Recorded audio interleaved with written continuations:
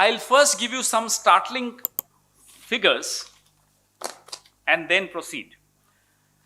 The first wave of COVID-19 during its peak, I'll give you a date, September 17, 2020. India witnessed and recorded 97,894 cases. This was September 17, 2020. This was the first wave and this was the peak. Today, and I quote from yesterday's figure, India has witnessed a staggering 1,15,736 cases. There are several crucial questions that come to our mind, to the mind of every single Indian, that need to be answered by the government. We have surpassed as a country both the US and Brazil to bag the number one position in terms of having the highest new cases daily. 1 in every 7 new cases across the world is that of an Indian. These are startling figures. Earlier, 10 COVID-infected patients were spreading it to 8 new patients, 8 new people. Today, in the second wave, 10 COVID-infected patients are spreading it to 14 new people. Now, that's the height and the width of the spread of this new wave, and therefore, when the world experts, when Indian experts are calling it a second wave, the government might as well accept that this is a second wave, because if you do not accept this is a second wave, this will turn into a tsunami.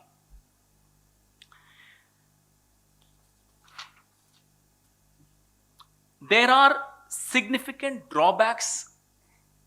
There are two aspects to fighting this pandemic. One, which we have now, the world is going through, is the vaccination, and the other one is following COVID protocol. In both these aspects, there are significant drawbacks that we need to discuss. The vaccination protocol, to begin with, the wastage, the national wastage of vaccination, which in any case is in short supply in India, is 6.5%, which is considered bad in the world. You compare it with other countries, you'll realize 6.5% wastage of COVID vaccination is what India is going through. And in India, the two states which have a very high wastage of vaccination is Telangana and Uttar Pradesh. Telangana at 17.6% and Uttar Pradesh at 9.4% respectively. The other aspect of vaccine planning where the government failed was taking into account the comorbidities which are a part of our lifestyle in India, which is diabetes, asthma, respiratory disorders, angina, heart disorders. This was not taken into account while planning the vaccine protocol. The government should immediately start discussing and trying to include these comorbidities in the approved list eligible for COVID-19 vaccine. The supply chain issues of COVID-19 vaccine. These are issues that the government has again been found wanting. There is dilly-dallying. There has been a dilly-dallying on the vaccine approval and regulatory protocol that has held back many globally accepted and approved safe vaccines from entering the Indian market. This ensures that the dependency on our limited vaccines has led to a shortage of vaccines. You've heard from Maharashtra, you've heard from Andhra Pradesh, you've heard from Rajasthan. Several states are complaining that there is acute shortfall of vaccines. Why is the government, by not bridging the innovation gap and insisting on local trials in the time of pandemic, making it even more difficult for various vaccine manufacturers to enter India? This is our question to the government. If one takes a look at the countries with a diversified pool of vaccines and increased ease to access to vaccination, it helps decrease the daily new case numbers. Wherever countries have allowed more vaccines, diversified pool of vaccines, the number of cases are going down there. And also, of course, there are no shortages there because there is availability, there is access, there is more than one company. So countries like the UK has vaccinated 55.4% of its population. US has vaccinated 50% of its population.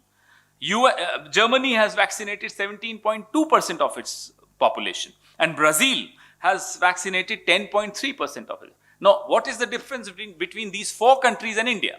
These four countries have allowed different pools of vaccines in their country. India has not allowed. India has restricted it. Government should urgently address concerns of private vaccine manufacturers regarding paucity of funds. Now, all this should have been taken into consideration when you were planning. You had 1 year to plan on aspects of distribution, aspects of providing access, aspects of what kind of companies, what kind of vaccines should be allowed here, aspects of comorbidities that I mentioned. All these aspects could have been taken into consideration because government had time to do so, but our government did not do it. Now the government, whenever cornered by these issues, repeatedly talks about there being a vaccine hesitancy in the country. Fair enough, there is vaccine hesitancy. Any new vaccine will have a hesitancy. Why would people accept it? There is vaccine hesitancy because there is not enough vaccine awareness. Now that's again where the government needs to take everybody along, whether it's political parties, whether it's NGOs, civil societies, RWAs, social organizations, religious organizations. Take everybody along with you to educate people, to make them aware of the vaccine. People have questions, people have doubts, people have inhibitions about the vaccines. Two questions that we keep hearing repeatedly on social media also are, what is the duration of effectiveness of the vaccine? Why is it that people are getting a relapse of COVID even after getting the dosage? So these are questions that need to be answered with the help of experts and also with the disseminated with the help of NGOs, political parties and representatives and organizations. Reports of police high-handedness have been seen, been touching videos when we've all seen them on social media, videos coming from Indore and other parts of the country. The challans in Delhi, 2,000 rupees. This is high-handedness. This does not really help in increasing awareness. This only gives rise to another level of Inspector Raj which we can do without.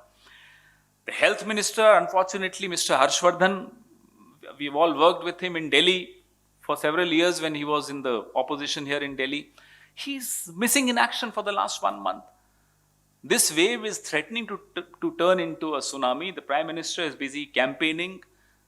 The Health Minister is missing in action. The Prime Minister, unfortunately, doesn't seem concerned much about COVID because there should be, and we demand, there should be frequent political party meetings called by the Prime Minister.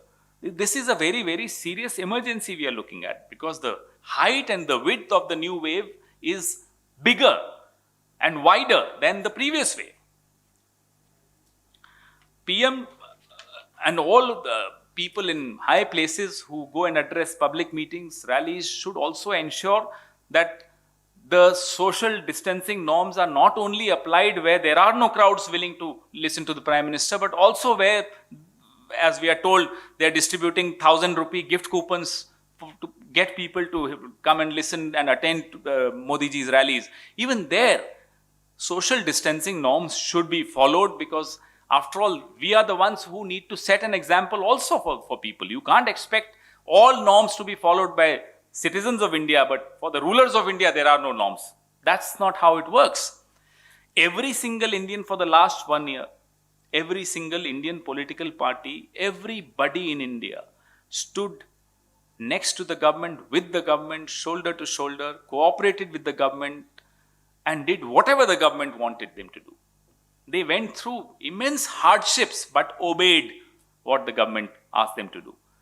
We are all with the government in this fight against COVID, provided the government also appears to be serious, appears to be concerned, appears to be addressing these doubts, these problems, these hiccups that we are witnessing in the vaccination program.